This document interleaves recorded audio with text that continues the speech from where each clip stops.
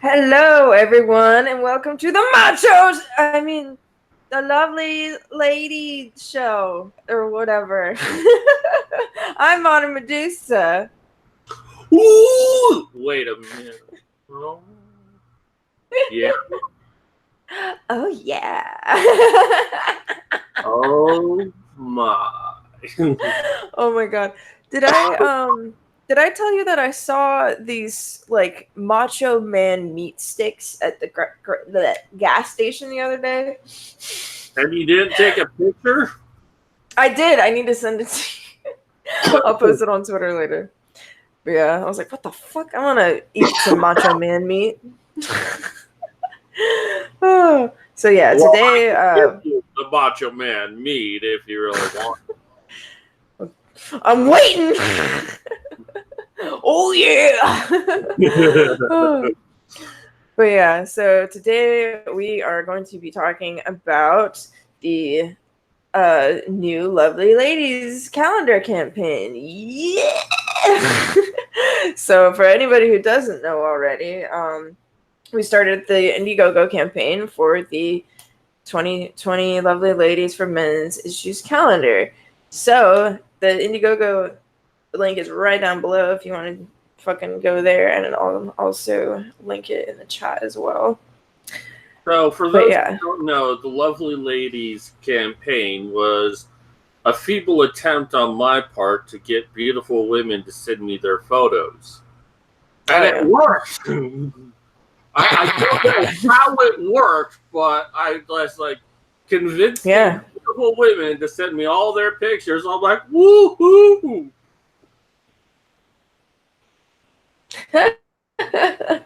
And now we're getting men in on it too. Yeah, I'm not absolute degeneracy. Oh, whatever. You know you like it.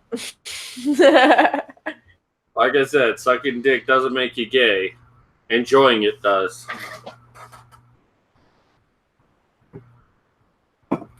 But yeah, in 2017 we ran a campaign and we were very successful. And we produced the calendar. And this year we're wanting to do the same thing again. So, get on there, donate, because more than just having beautiful women pose for us, the most important aspect of this is not even about the women, but it's what we do for men. Because we hold key facts for men. And let me get the 2018 calendar up. Like we have here for, looks like Medusa left us. Sorry, there she is. Fucking retarded. That's all right. Right next to the Wi-Fi. As you can see with July, reading Rin here, we have all of these facts listed right here. And these are facts that have some sort of reference link to them. Some website you can actually go to look at what that is. So it's not like we're using anecdotal evidence. We're using cold, hard facts. And the basic idea is you come for the tits, you learn about the facts. That, it's like, ooh, there's a picture of a lovely lady. And then it's like, wait, what's this? What? I never heard that. What do you mean men are fucking... I have problems. What? Oh.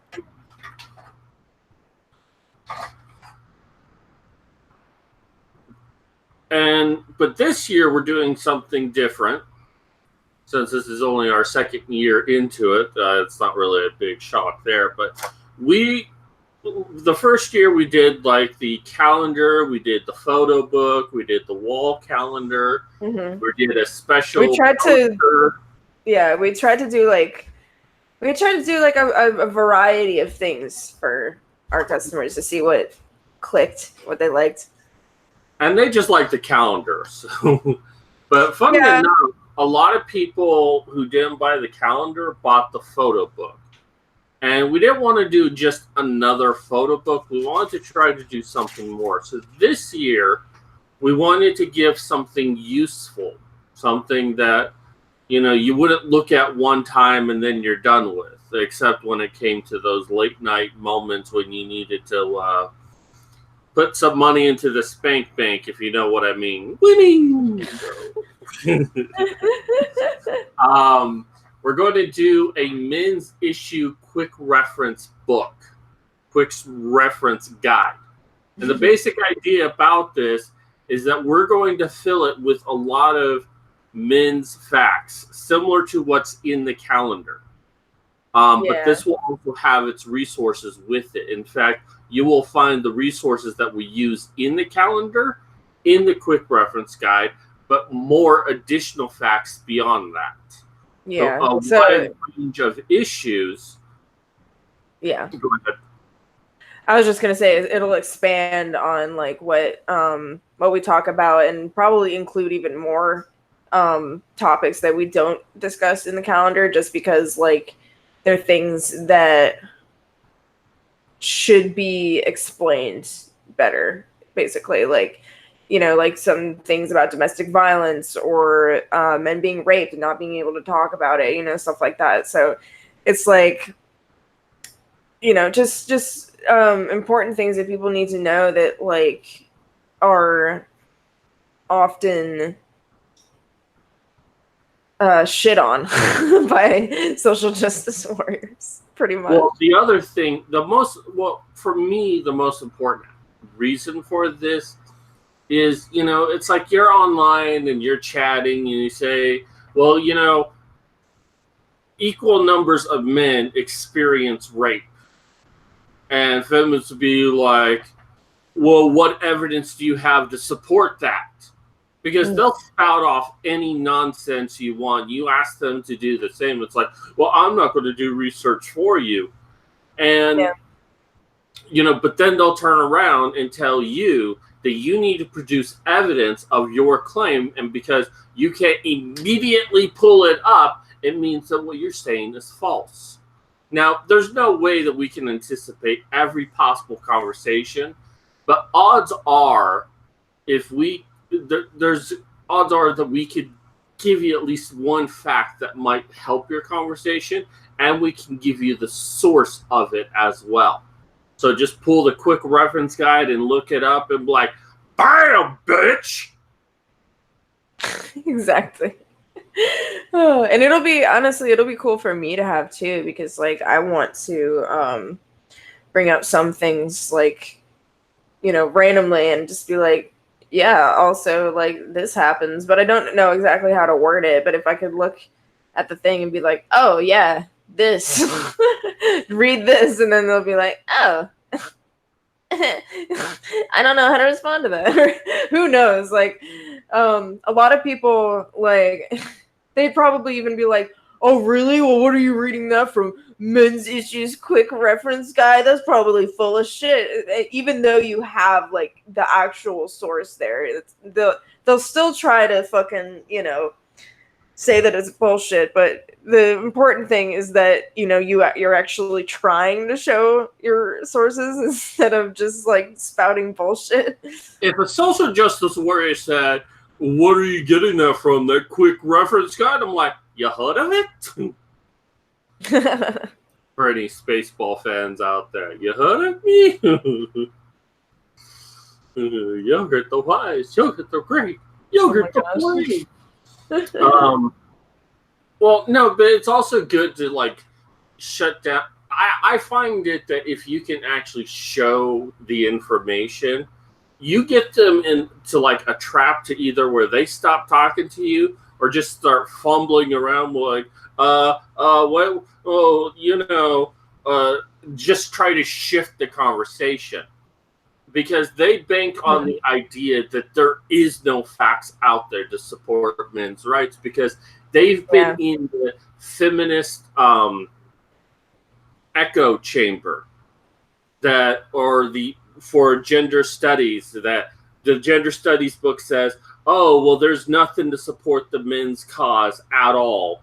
And these are all the facts. Oh, women make 70 cents on the a man's dollar, and it's like, okay, show us proof of that. Mm-hmm. Oh, but it does take into account their, profession and the hours they work and blah, blah, blah. It's like, show us any proof of that. Well, how about a feminist article that shows that the difference is 90 cents on the dollar? Now, you could still say, well, that's still proof of a wage gap, but a feminist source that debunks the 70 cents on the dollar. Wouldn't that be great to have? Yeah. Well, I mean, even I'm pretty sure I've seen like a study before, or no, not a study, but like situations before where women tried to like sue, saying that they were being paid less, and it actually turned out that, wow, it wasn't that. So they just proved themselves wrong. Oh. And they actually just fucking, work less. Gee. So Frank Wonder, I guess he's wondering how he can tell if he has a yeast infection. Well, it's quite easy. When you ejaculate, if bread comes out, you might have a Oh my yeast God. Oh God. I don't even know what happens to it too when they have yeast infection. If you're a girl, I know what happens, but it's gross. Wait, you called someone a fig and you got suspended? Apparently, yeah.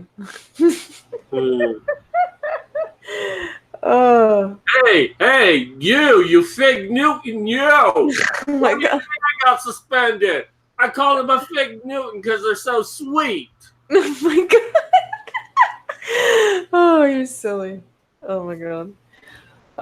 But yeah, so let's talk about the men's calendar. Did you say anything about that yet? No. I'm a guy. I want to talk about women. What's wrong with you? Come on, stop it with the homophobia. You love big, juicy cocks. Shut up. I didn't say I didn't. I just said I wanted to talk about women. Well, I want to talk about the men because we got some sexy-ass men's in our macho men calendar. So if you didn't know, we tried to do a fucking macho, some kind of men's calendar last year.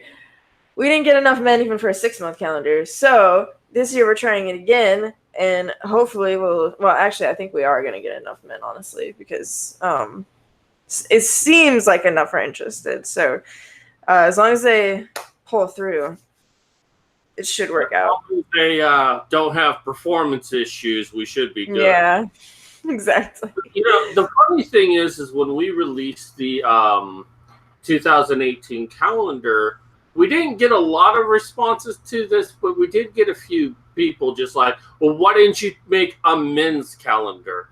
And it's like, are you volunteering? Because we knew that men are really not interested in doing something like that.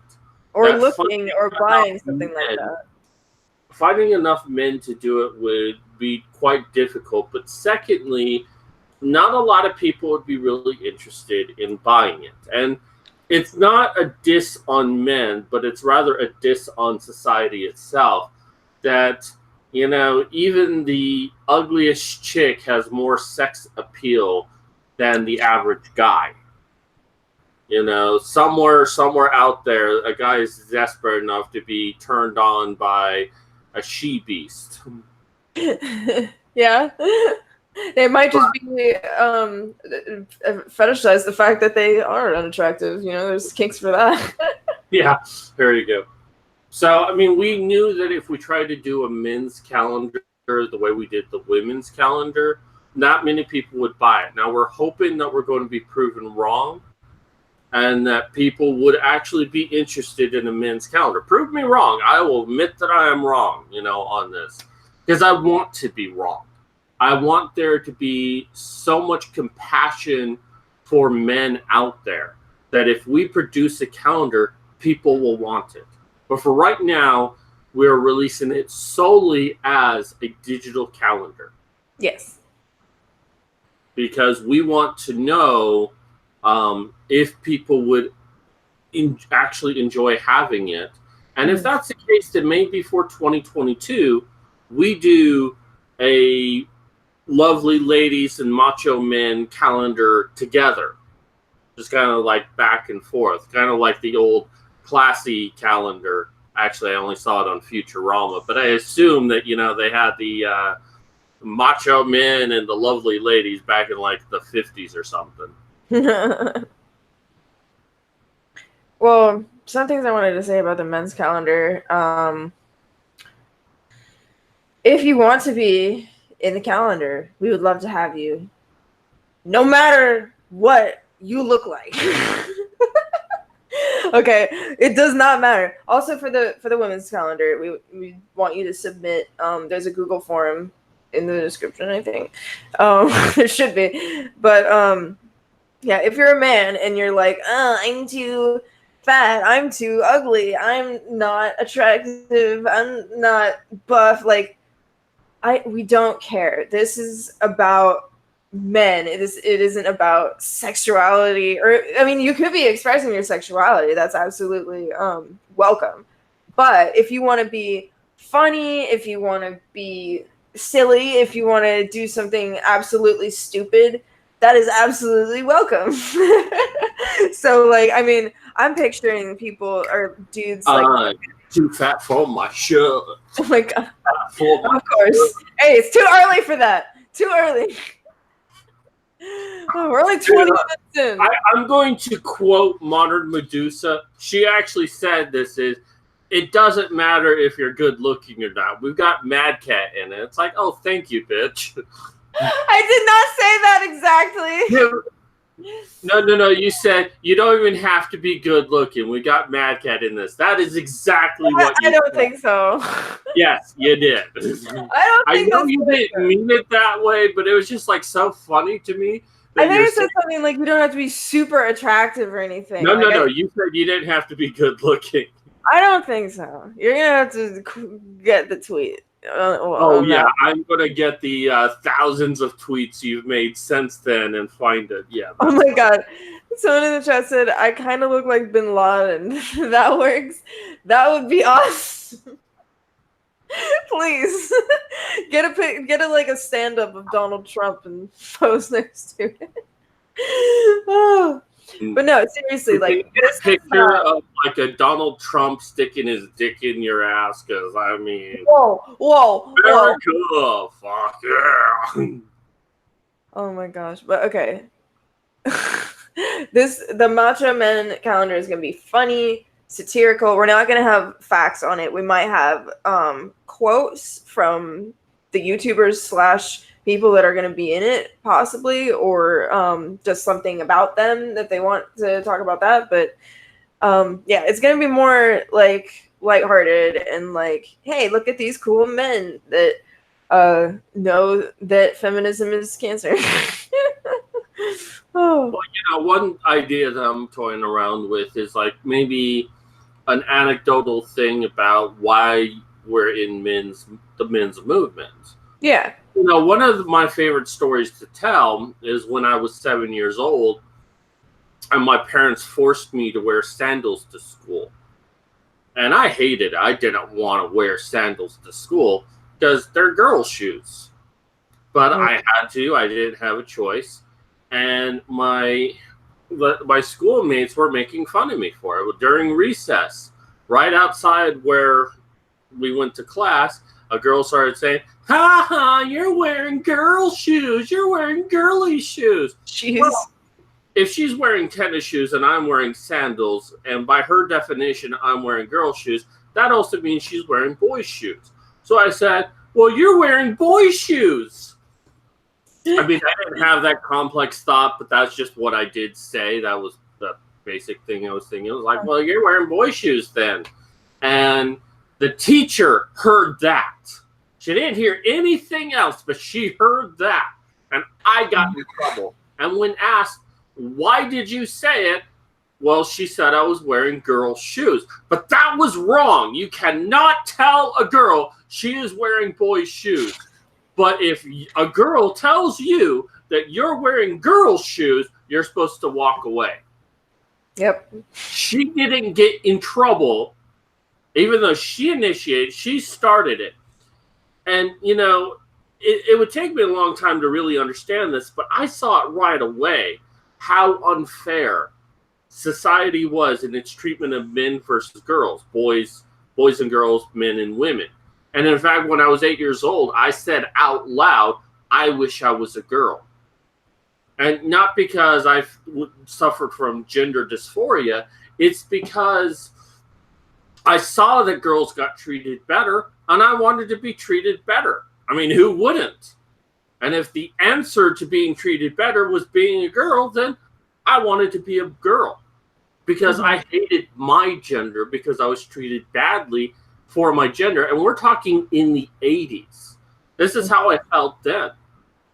And I'm glad that, I didn't live in an age where if you said something like that, then you'd be given hormone blockers. I don't even think they existed back then. But it makes me think that nowadays, a lot of boys that say that they're girls are just doing that because we keep telling them being a boy is so wrong. Yeah. I mean, I saw how boys got treated unfairly, and I just didn't realize it until later on. Because it was always, women need help, women can do anything, girl power everywhere, like, all the time. Oh, it was terrible. Women, you can't live with them, and they can't pee standing up. Messily, I can. Well, you know why boys make good firefighters, right? We've been practicing all of our lives. Wait, now I'm trying to. Do you mean with pee or jizz or both? Why can't it be both? But no, I mean we hold a big hose to put out a fire. I mean, we've been practicing that since we were potty trained, like just holding our dick there and putting out the water. I guess I don't know. So yeah, people are in the chat already saying, I'm too unattractive, I'm too fat. No, you are not. It will be interesting. I will love it. Please. Yes, you are too ugly. Yes, you are too fat. Send us your pics. Exactly. Look at me. I am not that good looking. And I'm still going to pose. Oh my god. Please, oh my god, please do a maternity. Fucking. That would be so funny if you pretended to be pregnant. You don't look pregnant, but if you like extended your belly out, you've been like. That would be fucking hilarious. If someone did that for the fun. Oh my god. If someone did that for the calendar, I would fucking die. Oh. Oh, I care about the future life of my baby. Holy shit. Care about the ways. You need to be a woman to be pregnant? No, I remember the first time that pregnant man tabloid like was all over the fucking like everywhere. Do you remember like it was in magazines? That's the first time. I don't even think you were born the first time I ever saw that. A pregnant man? Yeah. What do you mean? On like the National Enquirer all the time.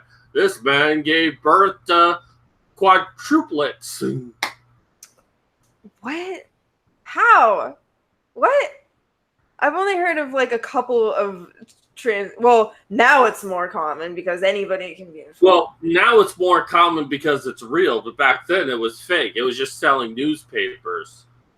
Oh, no. I'm talking about the real person that was like, I was a woman and then I transitioned to a man and then I got pregnant because I still had a vagina. And then everybody was like, what? Like, even my mom was like, why is this in, like, Us Weekly? Oh. Yeah, National Enquirer was doing it before it was cool. Wait a minute. We had a school day when I was 10, or a school Halloween day when I was 10, and my sister dressed me up as a girl, makeup dressed in all. I got hit on by a lot of bullies.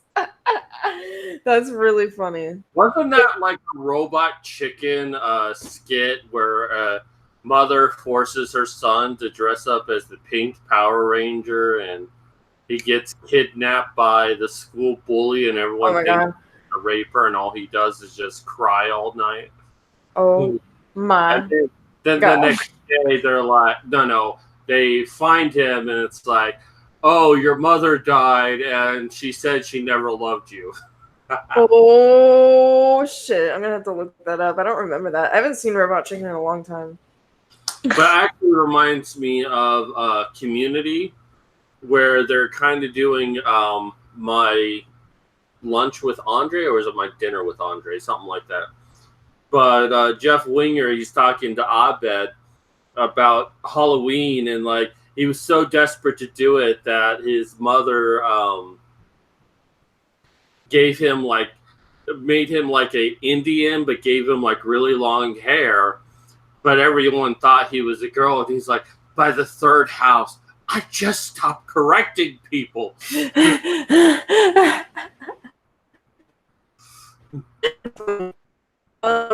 Someone said, since I'm trying to and don't want my past to see it, or blur up my face, can I dress?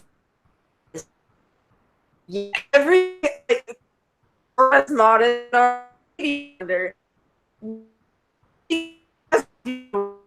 Yeah. Come on, you can just. So my co-host tonight is R2. Wait, what? Yeah, you're not coming through at all. You sound like a series of whistles and beeps. Oh. I didn't hear you said, and then I got confused. What's that, R2D2? Is it okay now? Oh.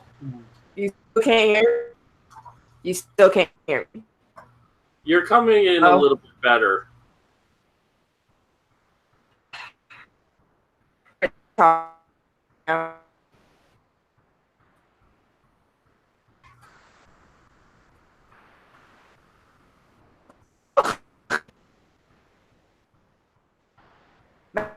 Oh, can you hear me? Rest in peace.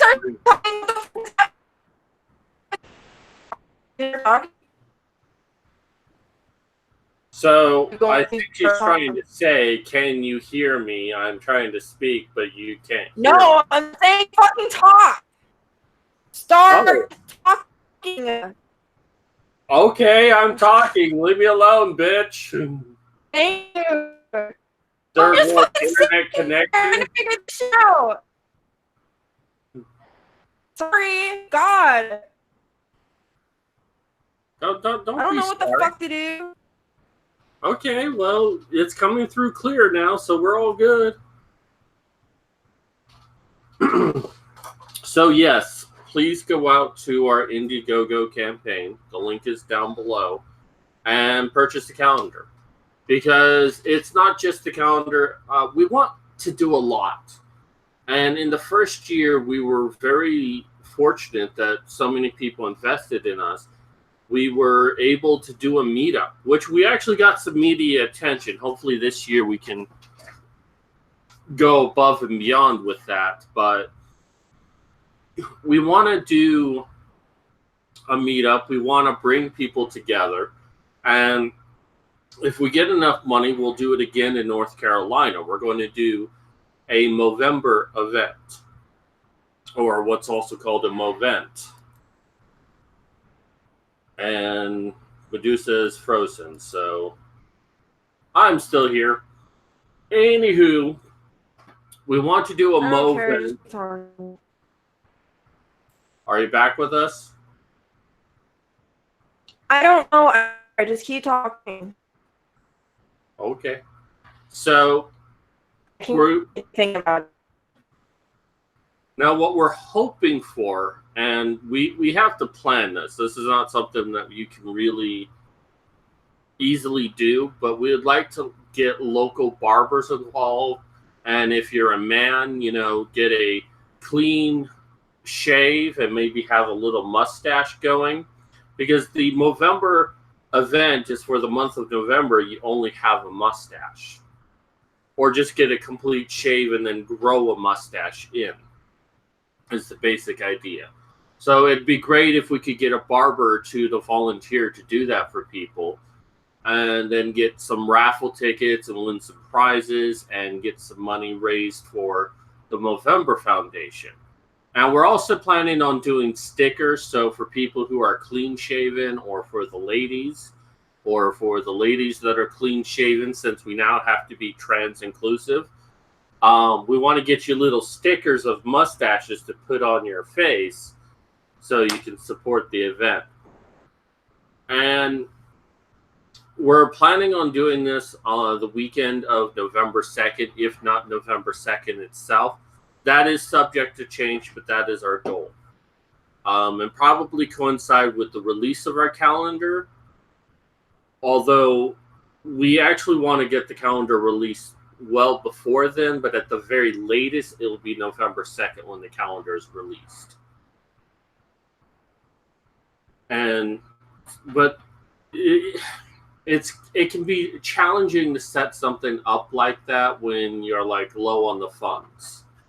So we're going to try to do what we can to make it happen. We're also wanting to do a documentary that goes over the process of creating the calendar and all the things related to men's issues at that time.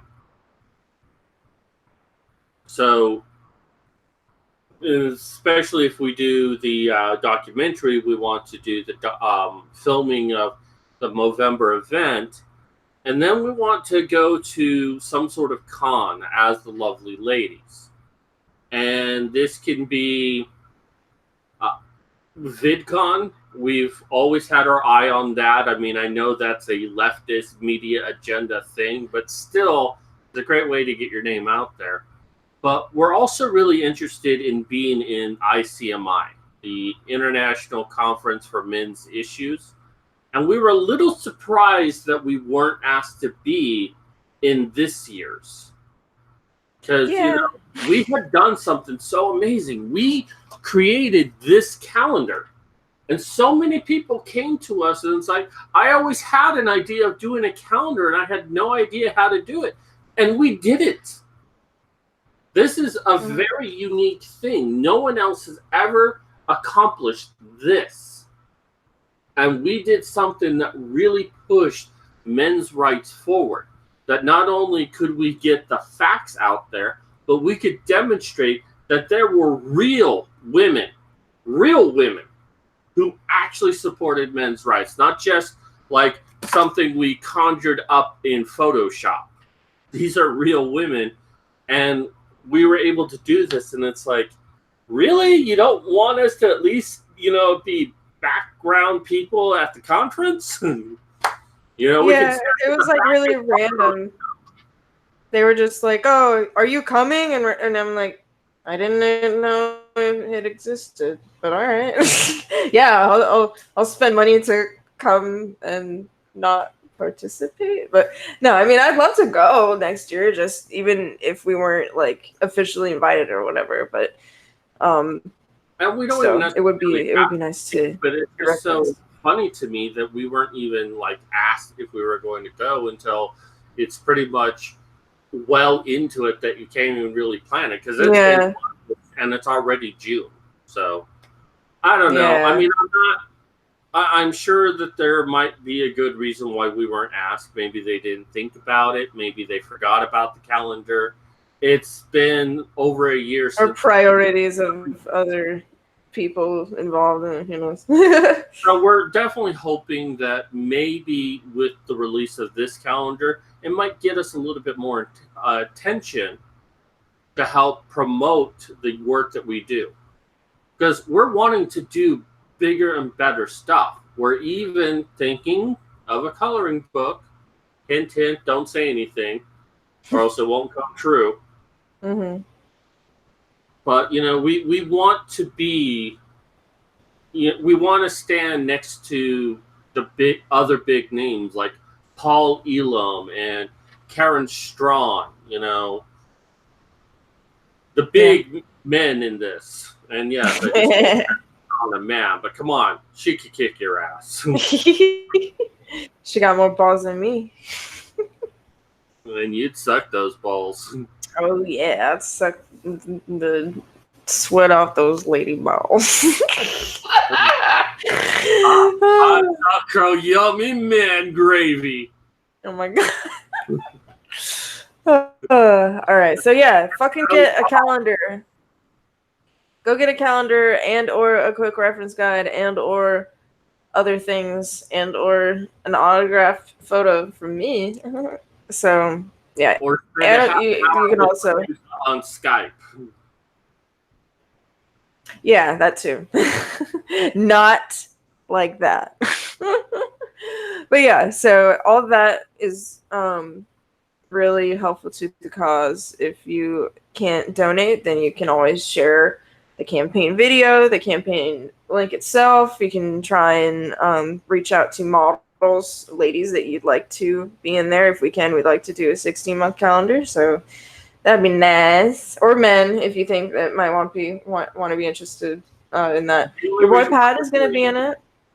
Only reason why we're doing 16 months and not like 18 months, which would be logical, is the company we're using only does 12 or 16 months, which is strange. It's like a year and 4 months. Okay, I guess that makes sense. I don't know. But yeah, go buy those things and send something to Mad Cat for his birthday, or I will not sit on your face in your sleep. What is it, succubus? Yes. Why don't we go? If Medusa was a succubus, I'd be like, come sit on my face and kill me. I'll suck your bus. All right, so I'll sit on your face. Oh god. Let's move on from the calendar. Is today DDay? Yes, it is. Yeah, let's talk about that. Oh, not really like a celebration, like kind of holiday, but a remembrance holiday. Well, so, actually, it is a celebration. Okay, good. Of sorts. I mean, we're talking about God damn it. We're talking about World War II and its landing of Normandy invasion. Yes, I just looked that up because I was making sure I was right on that one. But this is basically the official U.S. entering World War II. And the Normandy invasion, and I'm sure all of you know this, but for those who don't really know what D-Day is, because somehow teaching American history is fascist in American schools. Oh my god. It's when Americans land. If you ever seen Saving Private Ryan, no, I'm not thinking of that.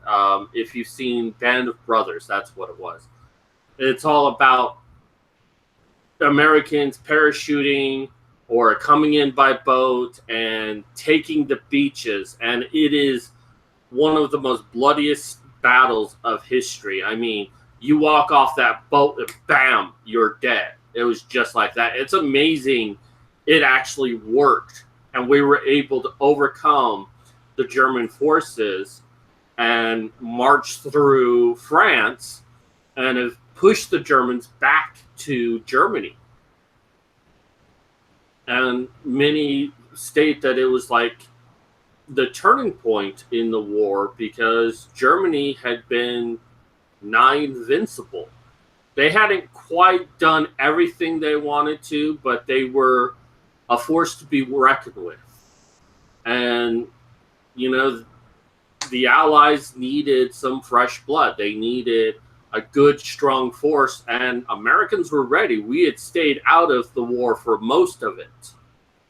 And in 1944, we dropped in. and we saved the world from Nazis. And, you know, it's fascinating that despite everything America has done to fight against the Nazis, we're still called today Nazis. Like, we disagree with the left, even though the Nazis were technically on the left. Yeah, you know? And then they supports the basic idea of brown shirts, of people going around and intimidating people into believing a leftist ideology. And yes, I'm referring to Antifa. Antifa is the brown shirts of World War II. And yet, everyone who disagrees is a Nazi. Yeah, and also like just thinking about like how we fought against communism as well, and how that's somehow seen as better than what we have, or like not similar to Nazis. Like, really? Oh, do you have a brain? Communism and Nazism was actually pretty close together. They're both socialist in nature. The only thing is that Hitler really didn't like the Russians. That's why he eventually attacked the Russians, which was probably the dumbest thing that he did. Well, I don't know. There's a lot of dumb things Hitler did, but attacking the Russians, which he had an armistice with, was a poor idea. But, you know, he didn't want to like the Russians, and he's like, no, Nazism is nothing like communism. But they were. It's basically, you know, on paper, communism and socialism is pretty much the same. That, oh, we want to give all of the workers the rights because they're the ones who are actually, you know, performing something for society, and the aristocrats are taking advantage of them. So we take the power away from the aristocrats and build up our economy and then give the power to the people. Only problem is the people of power that are supposed to give up their power don't give up their power. So, and then it becomes a dictatorship. So the idea of like pure socialism has never happened. And, you know, it used to be people are pointing to Venezuela. Like, oh, see, that's proof that socialism works. But now, with Venezuela in the shitter, you know, I see pictures now of their currency just in the streets because it's basically worthless. Wow. And like, why do you keep pointing to Venezuela? We never said that. Yes, you fucking did. Bernie Sanders did. Oh my god. But I know we're kind of getting away from DDay and all of that because, like I said, it was the turning point, and we lost a lot of Americans. But the end result is that we stopped one of the greatest evils of mankind. And, you know, Hitler wasn't just, you know, an evil shitlord who was trying to create the perfect race. He allowed for Jews to die in such horrible ways. And people also forget that, you know, he went after gays, he went after black people, that not Jewish were the primary people in concentration camps. Yes, that is true, but they weren't the only people sent to concentration camps. There was a wide range of other people. We sometimes forget that when it comes to World War II. And then people are deniers of it. It's like, oh, well, that never happened. How can so many Jewish people die? And it's like, really? What do you think? A lot of Jewish people just decided to commit suicide all at the same time? Right? They're just aliens. They disappeared. Oh. But yeah, D-Day is always something to... Well, let's see. We had Memorial Day, then D-Day, and then next is Independence Day, right? July 4th is Independence Day. I don't think we have anything between there. Yeah. So yeah, we always like to show support for our troops. Some people know that our charity for last time's calendar was Vets Mentoring Vets, which is a lovely charity. You can feel free to donate to them if you want. We were able to donate to them, and now we're gonna do Movember, so that'll be nice. But yeah. Did you want to talk about some stuff going on with you? Yes, I do. All right. So, for those who know, what this time of the year is for me. For those who don't, I'm actually disabled. I have post-concussion syndrome, and it all started around this time. And I say this time because I don't remember if it was on the 5th or the 6th of June. I know it's one of these 2 days, and it's just been so long ago, and I have such a poor memory as a result of post-concussion syndrome. I really don't remember which day it was anymore. I just know it was one of these 2 days. I think it might have been the 5th, but just in case it's the 6th, we're talking about it today. And I want to share this, one, because it's kind of a therapy for me. I need to discuss this. I need to get this out. I need to share this with people. But also, the Macho Show was created on the idea that as men, we don't have an avenue to talk about the things that are affecting us. And we wanted to invite men. We haven't had it in a while. We're hoping some men come forward to talk about the issues affecting them so we can listen. I mean, we don't have the answers. We're not trained psychologists, and even if we were, we'd probably be having the feminist cock up our ass. But we want to listen to men, and I find even me, I just want people to listen to what I have to say. There are no answers to my situation, but I just want people to listen.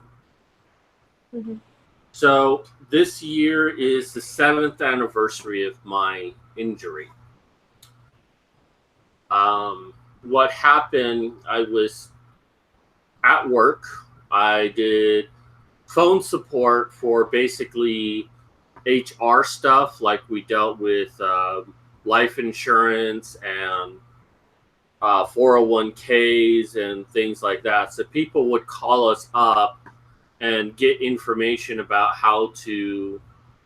Actually, I think what I was specifically doing, because first I was doing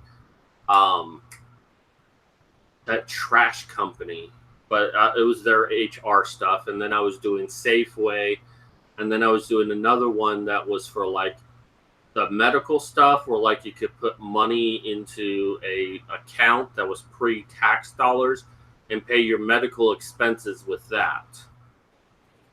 And anyways, one day I was on a call, and there was just some sort of issue that came up. So I put them on hold, and I went to go talk to one of my team leads.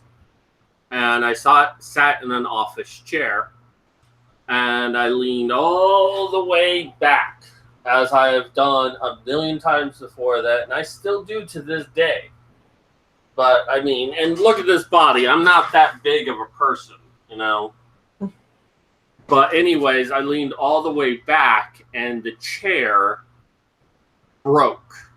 And I landed, my back, well, it was still in the chair, but I landed on the floor, and the back of my head hit a filing cabinet. And, you know, at first, okay, I hit my head. I've done that many times in my life, and it wasn't a big deal. It's like, okay, that happened. I got up and went back on the phone and took it. I thought I was fine. No big deal. But just like quickly after that, I started feeling the effects of a concussion. I never felt a concussion before, but I kind of knew what one was. So they called, I don't know if they called 911 or just called have an ambulance come pick me up. And it's always been amazing to me that in situations like that, the fire department is the one that comes. Isn't the fire department the one that put out the fires? And yet it was firemen who came to check me out. And because I wasn't bleeding and I didn't pass out, they decided that it wasn't enough of an emergency for me to go on an ambulance, to take an ambulance to the hospital. Yeah. But I wasn't allowed to drive to the doctor either to get checked out. So I had to like call people to try to see if someone could drive me to the hospital. It's in the middle of a work day. Most people are working. So, you know, the company was like, well, we're going to see if maybe we can get you a cab or something. And it's like, really? The fire department couldn't just say, okay, we're going to get you an ambulance. No, so right, that should have been like the theme to this entire thing. So I went to the doctor and they said, okay, you have a concussion. You need to take some time off. And probably the first major mistake I made in all of this, well, the ultimate mistake I made in all of this is I didn't talk to a lawyer. Because I had a stepfather who dealt with workers' comp. You know, he injured his back and he had such problems with it, but he was also a lazy fucker.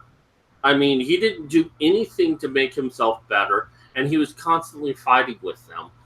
And I always believed that his problems with workman's comp was that he was trying to get something that he didn't need. He didn't want to go back to work, so he tried to make himself as sick as possible. And yeah, he did have a back injury, but if he had actually put any effort in, he might have overcome it.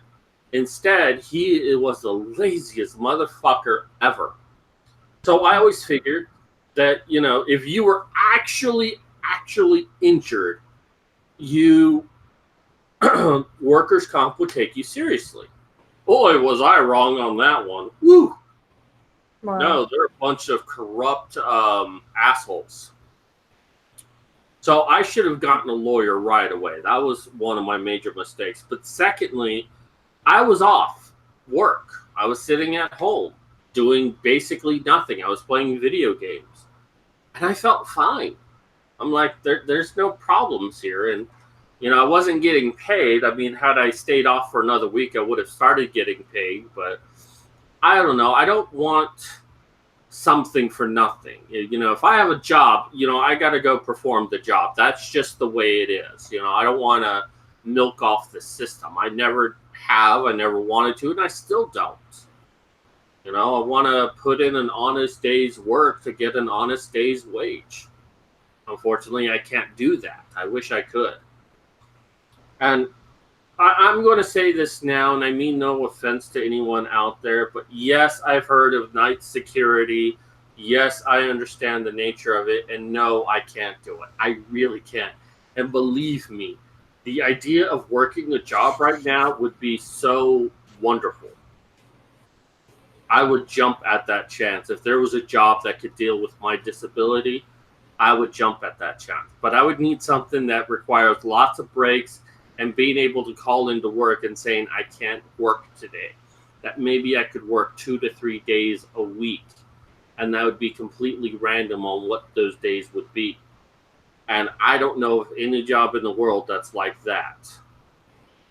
So, but yeah, having a job means I have money. It means I could get a car. It means I could get my own place to live. It means I'd have health insurance. So I would do it if I could, but I really can't. But so I was feeling fine, and I'm like, okay, well, I'm going to go back to work. And that was a mistake. I should have taken more time off. And maybe I would have been better as a result, or it may not have mattered. But right away, I felt something was off. And I went to a neurologist, a workers' comp neurologist, and I told him, something is wrong. Something is different from before. And he's like, well, the symptoms you have can last up to 2 months. And I'm like, I don't think I can make 2 months. And he was like, you make it 2 months, you'll start to feel better. Sure enough, 2 months went by. I didn't feel better. I felt worse, a lot worse. I went back to the doctor. And he's like, well, we need to run some tests, and we'll see what happens. And the problem with having something like this, post-concussion syndrome, the 2 tests they want to do, and lawyers later explained this to me, you know, they want to give you an MRI or an EEG, which measures your brain waves. And they're saying, like, you know, with an EEG, you basically have to be dead for it to show anything wrong with you. And an MRI, we're talking, my condition is on the neuron level, like a very, very, very small level, where you'd have to see my damaged brain cells. And for that, you need like a CT scan, an imaging CAT scan. And those are expensive, by the way, much more expensive than an MRI. That's why most doctors don't do them. But an MRI is not really going to show you anything. I mean, you'd have to actually have like major, major damage to your brain, like a piece of your brain was missing for an MRI to show anything. It's like having a problem with your computer and looking at the hardware rather than the software. Like you have a virus on your computer, so someone opens up and looks at the motherboard and it's like, well, everything's here. I don't see what the problem is. It's all in your head. That's basically how it's treated to me. And the workers' comp doctor said that it was a pre-existing issue.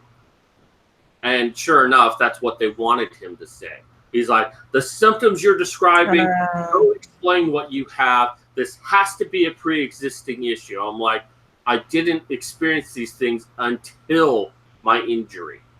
And he's like, but it has to be a pre-existing issue. So I got denied workers' comp because they said it was a pre-existing issue. And I've tried going to lawyers, trying to get help for this. I've tried getting on Social Security. I've been denied for Social Security so many times. I think 3 total. I've been to neuropsychologists, which were a complete waste of my time. I mean, these are people who are supposed to be able to determine the level of my mental abilities. And I think their only purpose is to determine if I'm faking it or not. Because the test they give me is designed to see if I'm faking. Like, for instance, one test I saw with the last one was they give me a list of words, and I have to remember these words.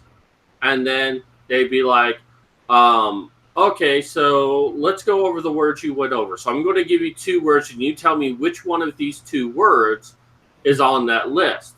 So I'm able to answer them all correctly because I just heard the list. And they're like, okay, so I want you to go through and name all of the words. I'm like, whoa, wait a minute, you're cheating there.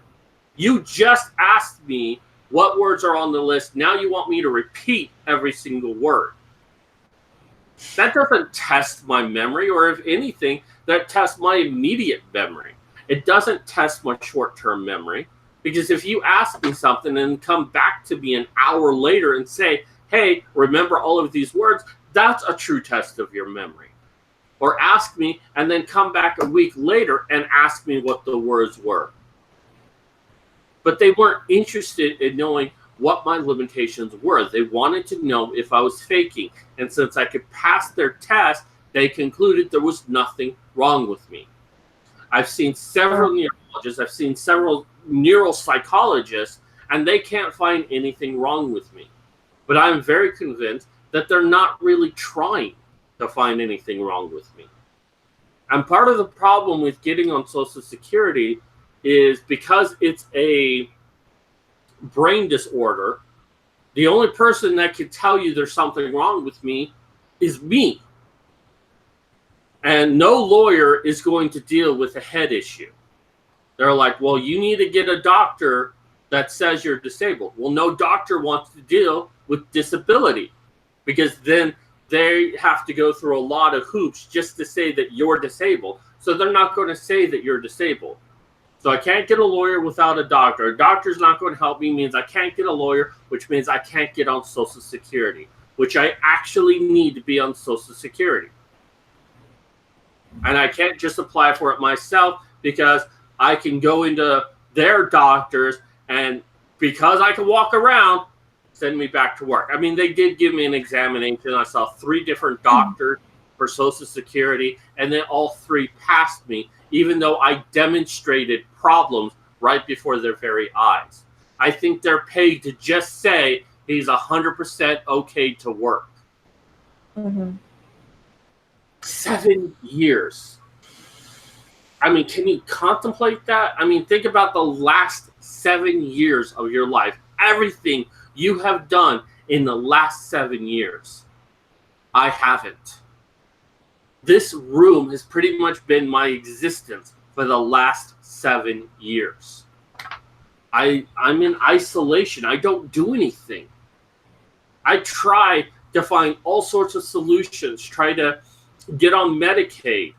And it was one of the few things that I thanked Obama for because it forced Arizona to put me on their healthcare system because before that, they wouldn't. So I went a long time without insurance. I just got back on Medicaid, but I'm not even going to try to find a neurologist because it's a waste of my time. And people talk about universal healthcare. I will tell you it's a bad idea because when you force a doctor to see someone who cannot pay for their insurance, they will give you substandard care. And from all of the neurologists I've saw, they've given me substandard care. They didn't give a shit about me. They wanted to rush me out of their office as quick as possible because they're not going to make a lot of money from me. So, you know, I can't get a doctor to take me seriously. And there's no hope for me. I mean, there's nothing I can really do.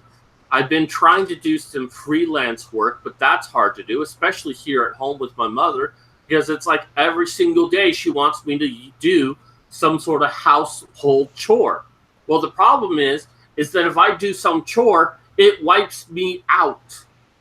It means I can't do anything else for the day. So it's either try to do some work to earn some extra cash or do a household chore. Now, I honestly ask you, which one do you think I should do? The one that gets me a little bit of money or some sort of household chore? Because it's either or for me. And my mother feels it's the household chore. Who cares if I can get a little extra money to maybe pay some rent or try to save up some money so I can get actual health insurance? Fuck that. Let's do some house chores here. Come on. That's my life. You know, I can't get ahead at all. And even if I was doing the freelance stuff, it still takes a lot out of me. I can only work a few hours a day, and if I push myself too hard, then I can't work the next day. You know, I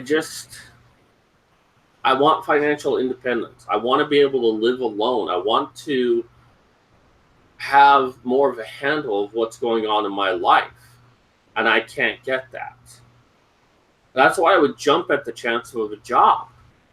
I mean, one of the worst things that has happened to me is I've seen every TV show I've ever wanted to see. Some TV shows I've seen multiple times. I swear I've seen Burn Notice 10 times. You know, it's just like I've run out of things to watch. I finally started Game of Thrones. I'm up to season 5 right now. Oh, but gosh. You know, it's just I've got too much time on my hands. I try to work. I can't always work. I want to... One of the hardest things I ask myself is if I was a woman, would it have made a difference? Because statistically, women are more likely to receive drugs from a doctor than men. And I've met other people who've dealt with similar conditions as myself, and they seem to get better medical attention than I did. Now, there could be a whole host of other reasons why they got treatment and I didn't. But it just seems like, you know, everyone has more sympathy for a woman going through something. It's like when I walk into a doctor's office and I tell them what's going on, their first immediate thing is to give me an antidepressant. I'm like, why are you giving me an antidepressant? I'm not depressed. Well, this helps with other issues. And it's like, if it helps with other issues, why are you calling it an antidepressant? Yeah. And I think it's because they think I'm faking it. And if I'm faking it, it must mean I'm depressed. So if I'm given an antidepressant, boom, all my problems are solved.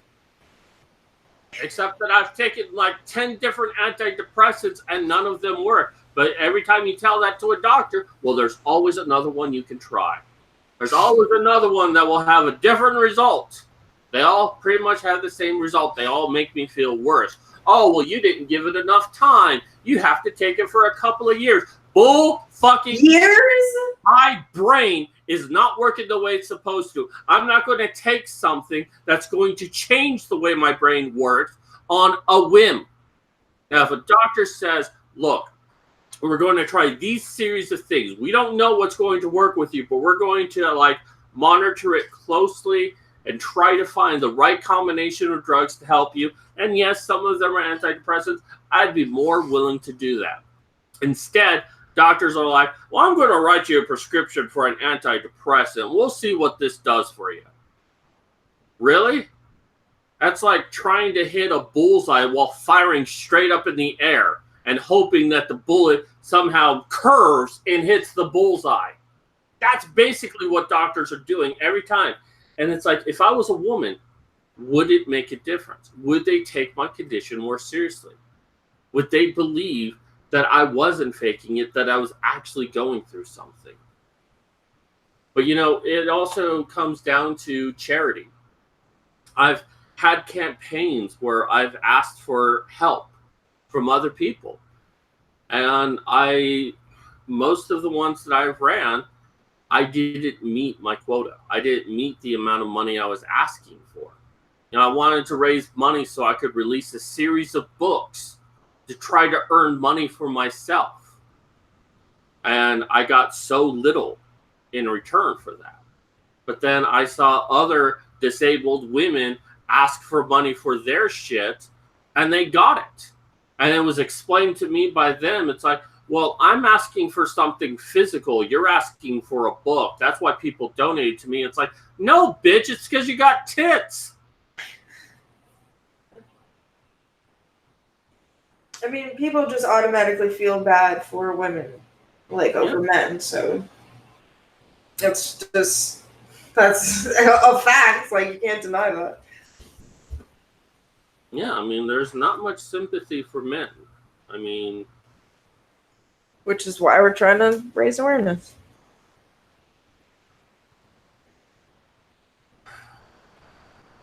It's just so tough because I don't want to be that guy. I don't want to be like, oh, well, no one cares about me because I'm a man. But it's true.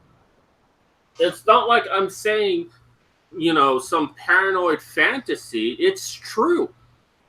If I had motherfucking tits like out to here, you better believe guys would be donating to me. Hell, guys would be buying me birthday gifts. It's a week before my birthday, and I haven't received one gift from putting it out there. And I'm sorry if I sound bitter about that, but, you know, I need a serious pick-me-up. Mm-hmm. I've had a pretty rough year. I've had a pretty rough 7 years. And I don't know.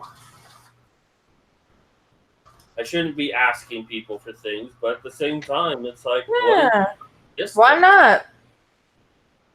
I mean, it makes you feel appreciated when people go out of their way to let you know that they were thinking about you and want to make an effort to make you happy. So I'm trying my best to, you know, encourage people to do that.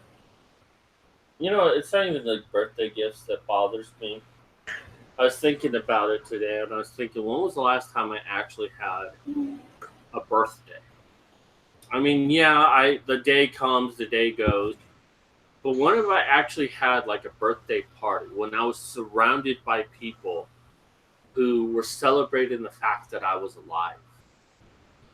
And in the last 7 years, I've only been with my mother on my birthday, except for the 18 months I was in Philadelphia. And my roommate Charles was nice enough to take me out. That was supposed to be a party. Ended up just being me and him. But even if it was a party, it would have just been his friends, you know. It was 7 years ago. When I first got injured, I did have a birthday and people showed up, but it's like those are the same people that just stopped talking to me once I stopped being convenient for them. And I remember trying to get those people out there for my birthday. There's supposed to be a lot more people, first off, and second, it's like I had to like twist everyone's arm to come out for my birthday. I had to set up my own birthday celebration. And I've always wanted a surprise party. I always wanted to just walk in and everyone shout out surprise, because people loved me enough to want to express joy that I was in their lives, that they wanted me to feel special for one day. I've never had that. It's like every birthday I've ever had, I'm the one who has to arrange. I have to twist people's arms. I have to, negotiate them being there. Mm-hmm. But even then, I missed that, because at least I was around people for my birthday, and I just haven't had that. I haven't. You have me. You have me. Oh. Yeah, but you're not here. But I know what you mean. Yeah, I know what you mean. I mean, I appreciate you so much. I mean, you've been very loyal to me. And it's just such a strange concept that you have been, because it's like I knew many other women in this movement. And before they were somebody, they were good friends with me. But the moment they became somebody, they no longer had room for me in their lives. Mm-hmm. And you're one of the few people that stuck by me. Oh, are you saying I'm somebody? Thanks. Of course you are. Well, more popular than I am. Well, no, I wanted to say, like, when you were saying you don't do anything, but you do do a lot in the community, and we've made this calendar together, and I know we've talked about it before, but it is really awesome that we were both able to come together and make this happen. So, I think you still have a lot to offer, or else obviously I wouldn't be associating with you.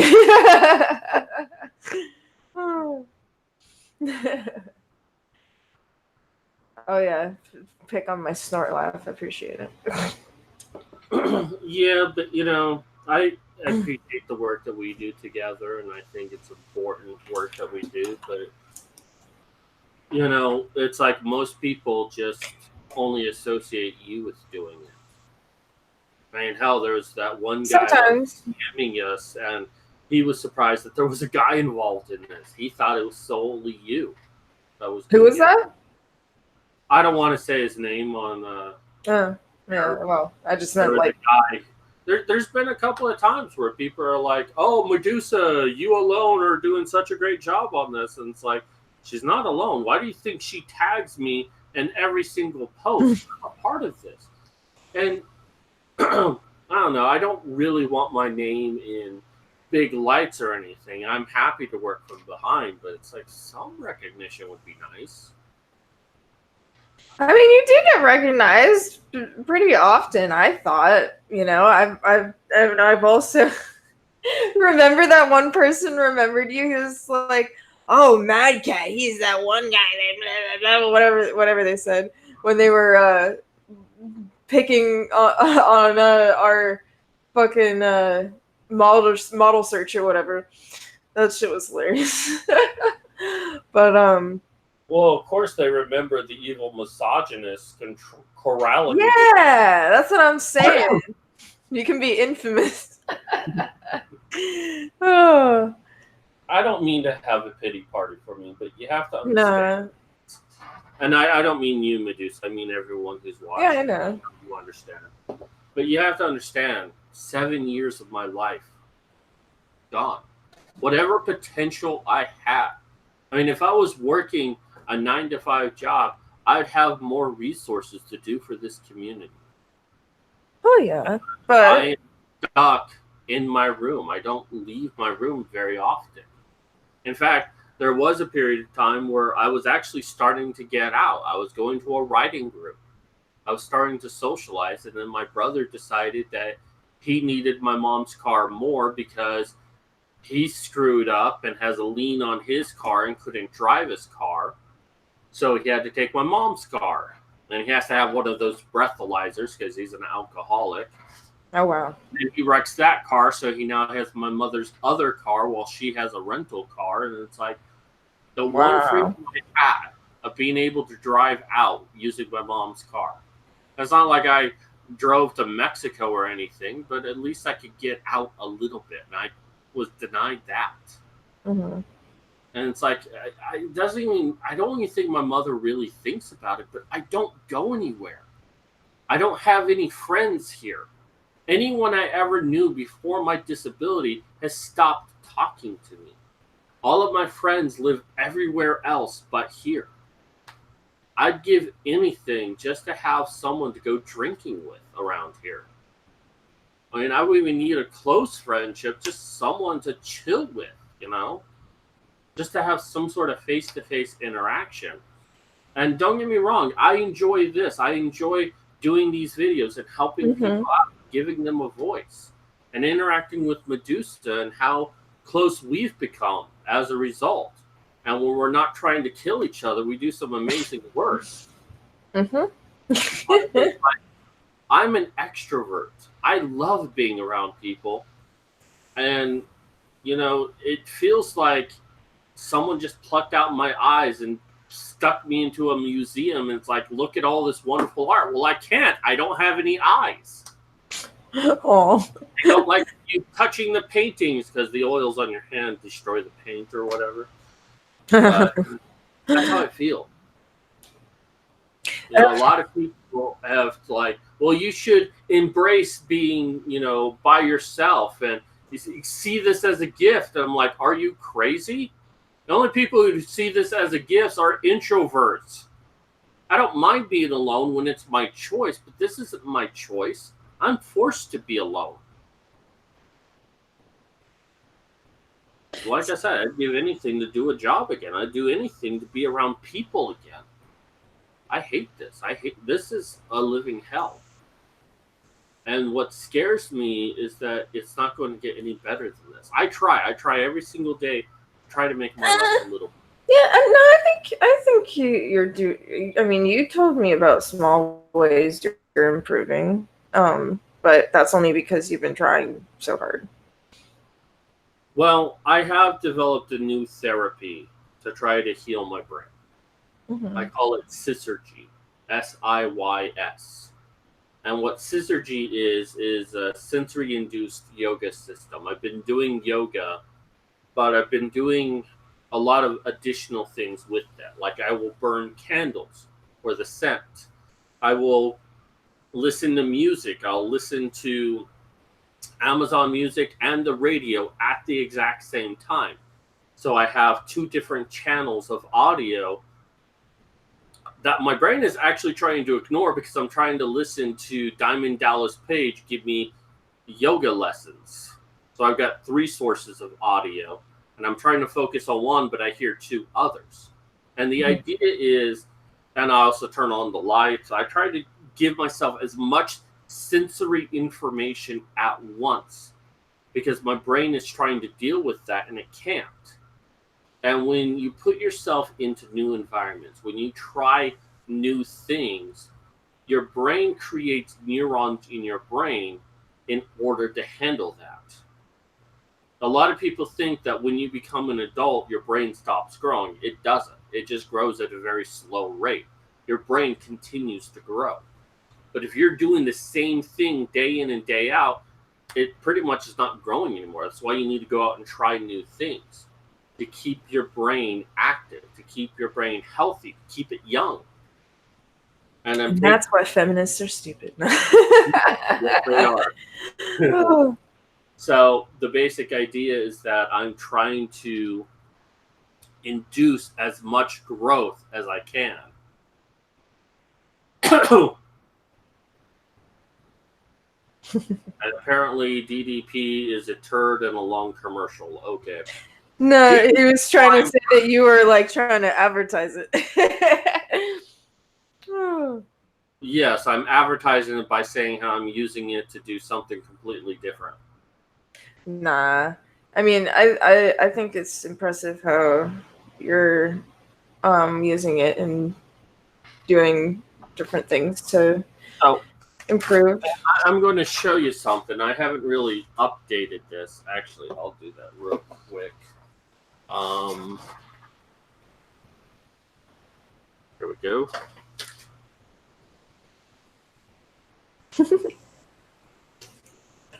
Oh boy. Okay, so doing this system has actually improved my brain just a little bit. And one way that it has is that when I drive, I can listen to the radio now. That was something I couldn't do before. I had a lot of difficulty listening to music as I did anything at all. And now I can kind of listen to music when I'm doing tasks that doesn't require any thinking like driving does. I don't need to actively think while I do that. Now, if I have to actively think, then I turn the music off. I can now do the dishes several times a week. It used to be that it would take me an hour to unload the dishes and an hour to load the dishes. It was all the bending down because that made me very dizzy. So it just take a lot out of me. Now I can do both within a half an hour. And I can also cook dinner on top of that. Now, after I do the dishes and cook dinner, then I'm wiped out. I can't really do anything else. But the fact that I can do that. I also pulled all of the weeds in my house. I mean, it was growing for over a year. And I would try to pull the weeds, and at best I could do 20 minutes, and then I was done for the day. I couldn't do any more. And I managed to be able to do 100 minutes in a day. Oh, wow. And I kept doing it. I would do it for basically 2 hours a day, an hour in the morning, an hour in the evening. And I did it for a month. I got all of the weeds pulled. You'd think my mother would be impressed with that, but she can barely say thank you anytime I do anything. I've been doing the dishes a lot more lately. That doesn't get me a thank you either. But I was wondering, was this a fluke? Was I actually improving? And something I did to test if my brain was getting better was I'd start taking walks. Now, I can easily walk. That's not a problem. And thanks to doing the yoga, my body has improved. But doing any activity for a long period of time will cause my brain to want to shut down. So I wanted to measure at what point does my brain want to shut down. And this map represents that. I'm going to turn back over here. So it's a little bit sloppy. I have a digital version that's a lot cleaner. But in December, right here, this is as far as I could get. I live here, I walked up here, and came here. And then as you can see, as I went into the new year, I got farther and farther and farther. And now, 6 months later, I mean, this was the half-mile mark right here at 4:25. I walked a half a mile before my brain wanted to shut down. But when I started this, I could only get to a quarter of a mile. Mm-hmm. So this is demonstrating that my brain is improving. Now, it's not enough that I could go and work a part-time job, but who knows? After 2 years' time, I could be in a position to where I could. Yeah. So I am starting to see improvement, but the funny thing is it's things that I'm doing for myself. I've been trying to go to a doctor. Mm-hmm. A doctor should know more about this than me, and I'm the one who came up with a solution.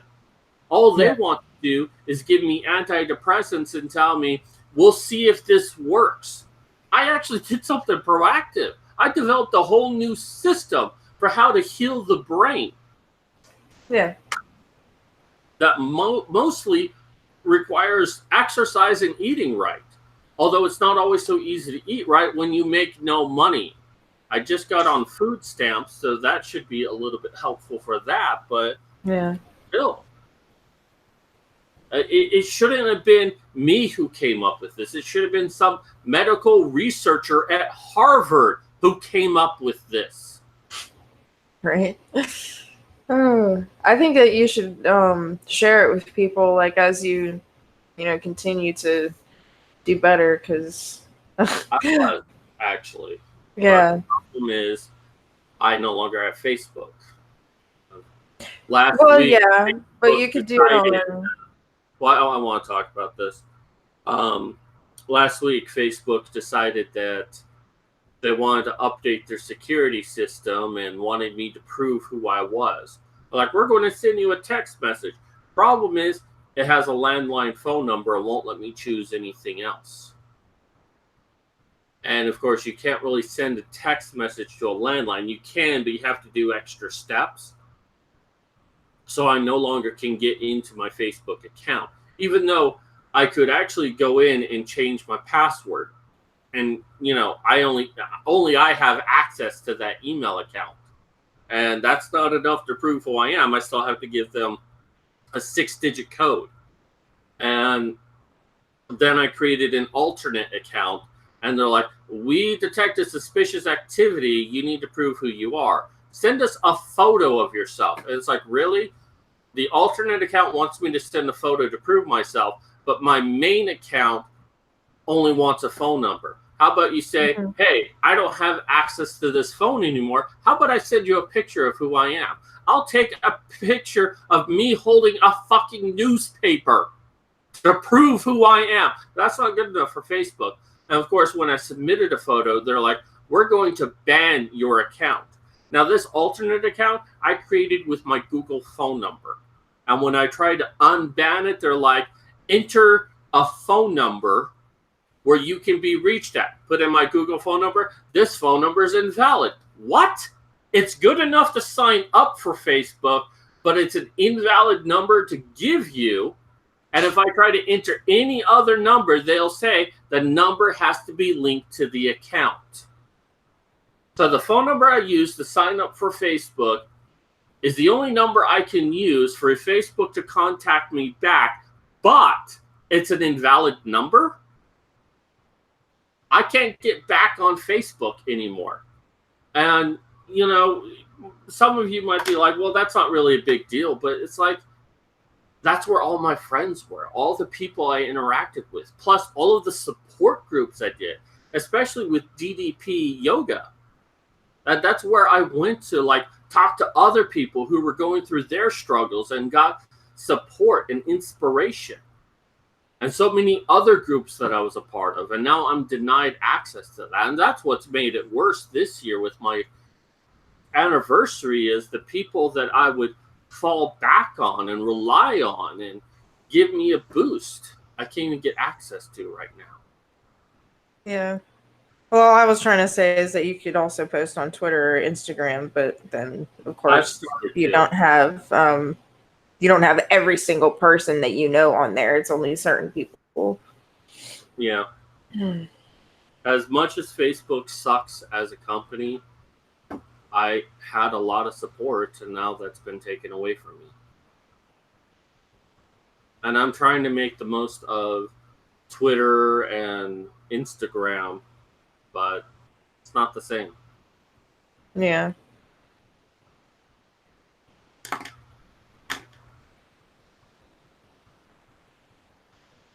I wish Mad Doge that I didn't care about Facebook. I mean, in some ways, I'm kind of looking at this as a blessing, because if I can't use Facebook anymore, then I can get over it and be free of Facebook. But, it's like I actually tried playing Candy Crush on my phone, and it can't record any of my information because it uses Facebook to link to it, and I no longer have access to my Facebook. And it's like, oh, good, my progress is basically deleted because I can't access Facebook. Wow. You know, I saw this thing when I was looking in my alternate account to see if I could, you know, figure some stuff out. I saw the option on my security that apparently if you get locked out, you can have like a select a couple of friends who can send you a link to get you back in. And I was like, wow, I wish they would have like advertised that or something before that fucked Mad Cat over, but who knows if that would have even helped. Oh. But yeah, I mean, we can still communicate, thankfully. So that's good, but it is pretty annoying. I have her private phone number, and for $1,000, so can you. Yeah, that could go to the fucking campaign. There we go. Fuck the campaign, that'd go to me. Fine. Oh, you don't want to come see me? Depends. Will you give me a lap dance? For the $1,000, maybe. No, I'd rather have like a bunch of cheap floozies do it for $10 a song. So damn. See, I do those $10 twerk videos, so I'm set right there. Well, I'm not a voyeur. I need like a woman pressing her tits in my face that smell like cotton candy. Oh my god. Okay. I would like to see that happen. What I want right now. I mean, I just want to be around people. I want to have sex. I mean, sex would help me out so much right now. I could actually focus on my work instead of being fucking horny all the time and ejaculating nonstop. You know, one thing of sex and I'm good for the next 2 weeks. I can just work. And I can count on my hand the number of sex partners I've had in the last 7 years. I think it's 4. But it's just like I haven't had that much sex, and I'm a highly sexual person. And I don't even have money to afford a prostitute, which this day and age, I think I would just get a prostitute and not really rely on dating women on the promise that maybe I'll get sex if I buy them dinner. Yeah. Or you just be a sugar daddy. Well, I'd require a lot more money than buying a hooker. No, I'm saying like a cheap sugar daddy, like a friends with benefits, but you give her tips.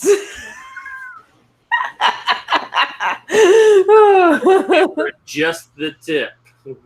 Yeah. You give it a tip. Just for you Archer fans out there. But, you know, I want to be around people, or I want to be with a woman and fuck her, or be around strippers. And not even just so they can grind their, you know, dirty vagina in my face, but I actually like talking to strippers. I mean, yeah, I know they're there trying to get my money. I know they're doing that. They know that I know, and yet it's somehow more honest than dating women. Yeah. At least they tell you what they want. Bye. Well, you know, I've actually had some good conversation with strippers. Yeah. Because they know that men just want to talk, you know. They don't want to. Yeah. They're not the one track asshole. They know that, you know, if you let a man feel comfortable in an environment, he's more likely to spend money. Mm-hmm. Exactly. And some women don't seem to understand because all they want to talk about is themselves and get prissy when a man wants to say anything about himself. Yeah. Pretty much. You know, strippers are teases, but they at least give you more than a woman does. Yeah, they're not women. Oh. But yeah, I know what you mean. I mean, yeah, they at least like slob on that knob instead of being like, ew, I don't want to put my lips on your wiener. Like, some people are so prude. Wait, do you know a place where strippers will suck your dick?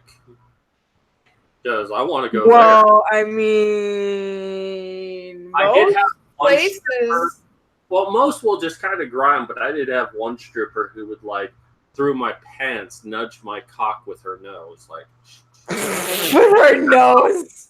Well, Oh yeah, my God. I mean, what else would she use? But it I was was talking about like VIP.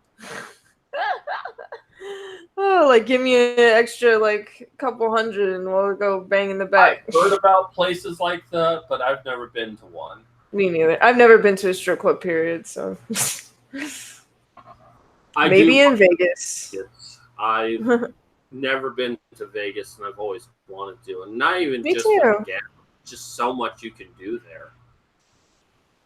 I mean, I want to like every single hotel and find their one little niche. And yes, I do want the strip clubs. Yeah, that'd be nice. But again, I probably wouldn't gamble. And the only game that I find interesting is Texas Hold'em. All the other games I know are just basically horrible. The house is heavily favored, but at least with Texas Hold'em, you're playing against other players. You're not playing against the house. Yeah. See, Andrew knows all about poker. He needs to teach me a little more. The first time I played strip poker, I ended up naked. So now you know how to get me naked. Well, you know, Andrew really knows how to poke her. Exactly. Oh, it's funny. You know, I try to be hopeful about my future. I mean, as Medusa says, I've done some amazing things. I mean, I hosted a Gamergate meetup in Arizona. And the red pill screening? Yes, I was about to get to that. I did. And doing the red pill screening was a lot of fun because I actually got like a walkie-talkie, and I could call the manager of the movie theater at a moment's notice and be like, hey, we need this or that. And he'd be like, okay, we'll get it. I mean, and that was a lot of fun. And we even got Hannah Wallen to drive down for that. We did a Q&A session afterwards. It was such a great moment. And I was the one who, I mean, I didn't set that up all by myself. We had a lot of supporters, but I was the one who initiated that. I spearheaded it. I was the host of it. Hell, I didn't even really collect tickets after that. Someone could have just showed up and walked in, and I wouldn't have cared. Hell, you already paid for the event. And then, you know, I did the Lovely Ladies calendar. Me and Medusa did together. Hell yeah. And you should go buy the new ones. Link down in the description.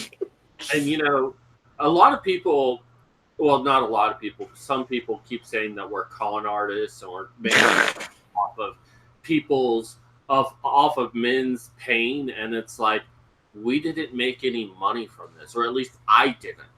And we tried to give the models a little something, and little being the operative word here.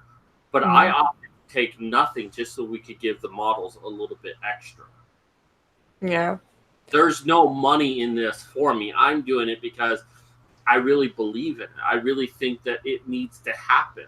That initiatives like this need to happen in order to raise awareness for it. I'm a disabled man who's unable to work, and I got 12 women to send us pictures, and we made a calendar. I mean, if I could do this, imagine what you could do. Of course, I was smart. I had Medusa become the face of it. So, well, I mean, I don't think that's necessarily a bad thing, even though I'm not the best at talking. But that's what you're there for. You're here to help me articulate things. But once we start, if we're able to reach our goals for the campaign, then we can make the documentary include us both equally and show what both of us do to help. Yeah, me and Medusa, we do put a lot of work in this, and I don't want it to seem like I'm doing all the work or she's doing all the work. We both put into it. Hell, there are times where we will argue with each other, but it's only because we really want the best out of this, and argument is par for the course. We can go solution and we push forward. And, you know, if we do the November event thing, that means I get to fly down to North Carolina and get to meet Modern Medusa for the second time. Yeah. That'd be dope. And maybe get that $1,000 lap dance. Yeah. Well, Matt Doge, if you're planning on buying one this year, go down to the link down below because the campaign is running now. Yeah, like it is live. So Mm-hmm. It's running for the next month. You've got mail. Oh, but yeah. Percent of our goal. So, mm-hmm. And we've got some interesting ladies this year. We've got Babbling Brook. She's often called Babs. She is such a great person. She has like so much. She has a southern charm to her. Like she has a nice accent. She's just like kind of like Chagrin. What's up? Kind of like Chagrin does. Yeah. She's kind of like a more biker chick version of Chagrin. Yeah, I can see that. We've got Candy. You may not really know Candy, but when you see pictures of her, you'll be like, sweet, sweet Candy. Elizabeth Hobson. She is a big voice in the men's movement. She's in the UK. She's doing talks all the time. She does work with the Honey Badgers, ladies for, is it Jim Phillips? Jim Davies, that's what it is. Jim Phelps was the actor on Mission Impossible. Yeah, the ladies for Davies. she was. I think she might have spearheaded that, but she's a part of that. She is going to be at ICMI as a presenter. She just recently did a video where she discussed the history of feminism at a college campus. And you could hear the protesters in the background banging pots and pans. And she has agreed to be in our calendar. Yeah. We got Ellie Prizeman. Now, you might not recognize the name, but you would recognize her shirt. You know the guy who landed a probe on an asteroid going like several 100,000 miles per hour? And he landed it on first try flawlessly, which is probably one of the greatest achievements of mankind. And yet all feminists could focus on is he was wearing a shirt with women on it. It's like, this is why women can't be in STEM, because of misogynists like this. And he had to give a tearful apology on camera, which was bullshit, by the way. But the person who designed that shirt was Ellie Prizeman. A woman. She gave him that shirt, you know, because it was a friend. And so she's going to be on our calendar. Yeah. The guy's name was Matt Taylor. I don't know if you actually said his name or not, but yeah. I didn't say his name, but yes, that is his name. Matt Taylor. Yeah, that was an awesome, well, a very sad story when I heard it, but I was like, wow, like this just shows like how fucking ironic like feminism can be. And I'm really excited to have her. I can't wait. And then we've got Just Lauren B. She's also an activist. She's really big on Twitter. She's always hashing it up with feminists and telling them what femtards they are. We got, I can't believe we got this person, Modern Medusa.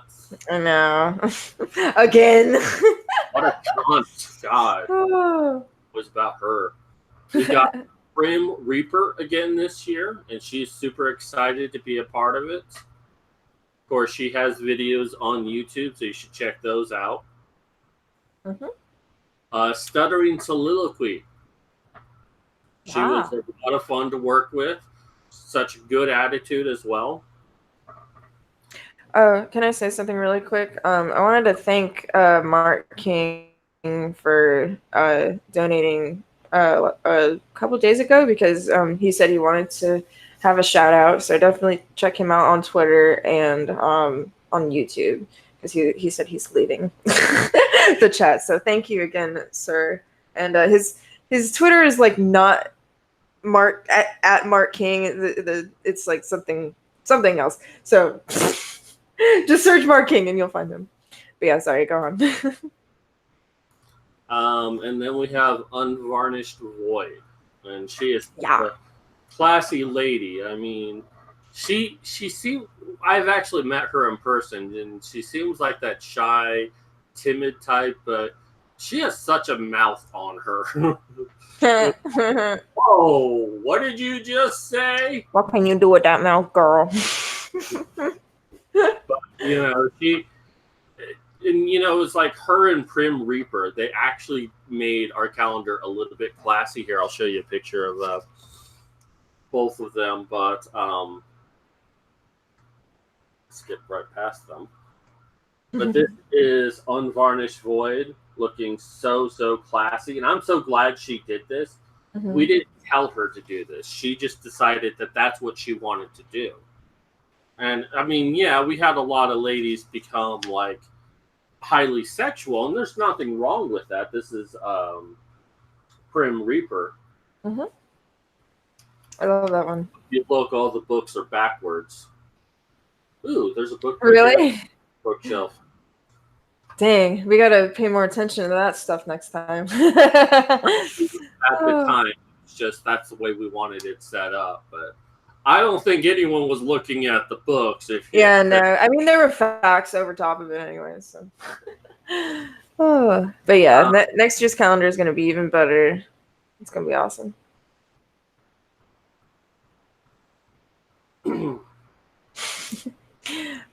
So yeah, go buy one of them calendars. I think it's gonna be, I know I'm gonna try to make my photo shoot even more outrageous this year.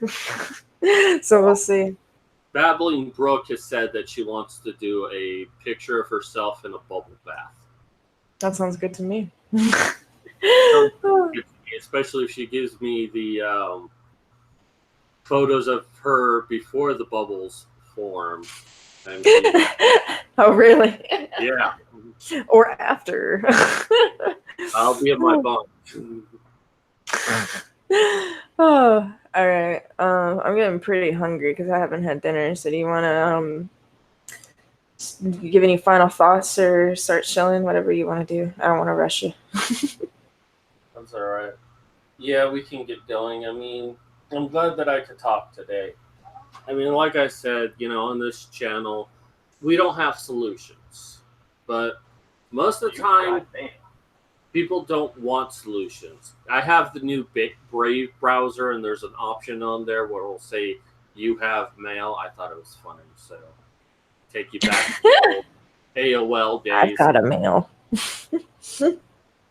But, I really wanted to just get this. Yes, this is Google Hangouts. Well, technically, it's YouTube Google Hangouts. Slightly different, but... Yeah. But, this is what we want to do. We want to bring men on. If you have something you want to talk about. I know we haven't really been doing it a lot lately, although we did have... Well, no, the Terrence Pop thing was awesome. I think that was our best show.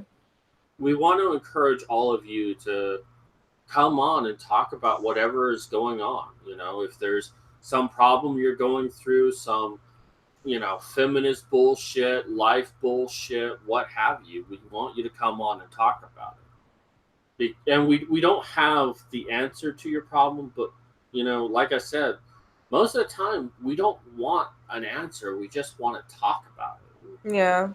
That's what I was here today, is that I wanted to just talk about my problem because I don't really have an outlet.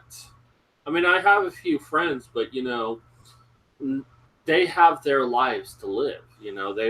They can't really drop everything and really, really listen to me. And I don't hold that against them. People have lives, So being able to come on here and just let it all out, just really, really talk about it. Because, sometimes what people will do is start trying to come up with solutions because they feel like they have to. And I get this from men and women. Mm-hmm.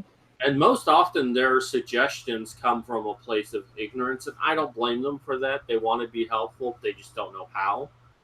So they just start guessing at what would work, and some of them will even get frustrated at me. It is funny. The couple of weeks ago, my mother's she actually took a notice that I was doing a little bit more around the house, and she's like, "So it's so good now that you can do more stuff around the house and do your regular work." And I'm like, "Well, unfortunately, that's not true. If I do work around the house, I'm not doing my regular work." And she actually got mad at me. She's like, "I'm trying to give you a compliment. Stop correcting me." What? Yeah. She wanted to give me false praise, and when I tried to tell her that it was unearned, she got mad at me because, I should take it. But what was funny, a few days ago, I did the same to her. I was giving her a compliment, and she's like, "Well, you shouldn't give me because it's undeserved." She was sitting there correcting me, but got angry when I corrected her. Yeah. And a lot of people have actually done that, where they start giving me advice without really trying to understand what my problem is. And when I tell them, "Well, no, that won't work," they get angry at me. I'm like, "Why are you getting angry? I'm the one who's disabled." Yeah. You give me advice and I say no, that's up to me. I don't have to do something you suggest for the pure fact that you suggested it.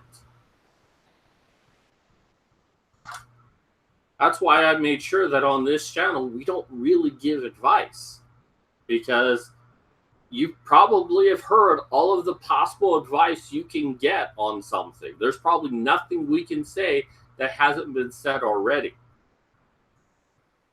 And that's how it is with me. I've had people tell me to get an Epsom salt bath, to drink more water, to eat healthier food, stop drinking soda, do this miracle drug and that miracle drug. It's just insane of all the things people tell me to do, but to ask them to just take a moment to really try to understand what I'm going through, that's too hard to do. And it's like people oftentimes just want to come up with the best solution to your problem and think that they're somehow this great and mighty person. And it's like, you're a fucking asshole. You only care about your own success and not what's actually going on with me. And a lot of men feel this way because there's very little sympathy for them. Yes, I do like the drink more beer therapy. I can't argue with that. You there? Sorry, Okay. I just fucking heard something like crash in the other room. It freaked me out. Anyways. Yeah. Well, my main point is that come on this show. Tell us what's going on, like I did today. Because it actually feels a lot better that I could just hash it out, that I could talk. Yeah. That's good. I wish I had that more in my life. I mean, I do have people who will listen, but it's like, unfortunately, it's like 5 minutes later, they have to go off and do something. And I don't take that personally. That's life. People have lives, but it's like, at the same time, I want someone to just really listen to me for a good hour. And I got that today. So, yeah. You know, not only am I on this show, I'm also a customer. So, for anyone who remembers those commercials, it's like, not only am I the president of Grow Your Hair Back, I'm the first customer. Oh, those were back in the 90s. Those were funny. So, yeah. So, Modern Medusa is really trying to push my birthday thing. Honestly, I could use a good pick-me-up. I don't like begging for my birthday, but at the same time, I mean, if you have any money, donate to the Lovely Ladies campaign, because if we get enough money for that, by the end of the year, I can fly down and see Medusa, and that would be one of the greatest gifts anyone could get me. But if you've already bought a calendar and you have a little bit extra, consider going to my shopping list. I've got plenty of items under $5. Also got a lot of items over $5. I mean, you have your picks there if you want to do something extra nice for me personally. But yeah, calendar first, then my birthday, and then of course I have my Patreon and PayPal and my book that I wrote, but I won't go into that. So, well, yeah, definitely check all of that shit. Madcap. That's funny. Oh, yeah, his birthday. Your birthday's the 14th. So yeah, you got some time.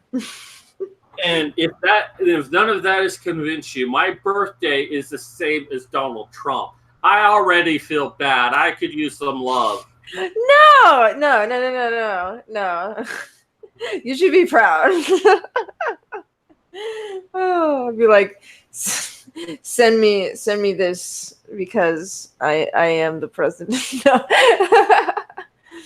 Oh, but yeah, I urge the president to have something in common. We like to grab them like a pussy.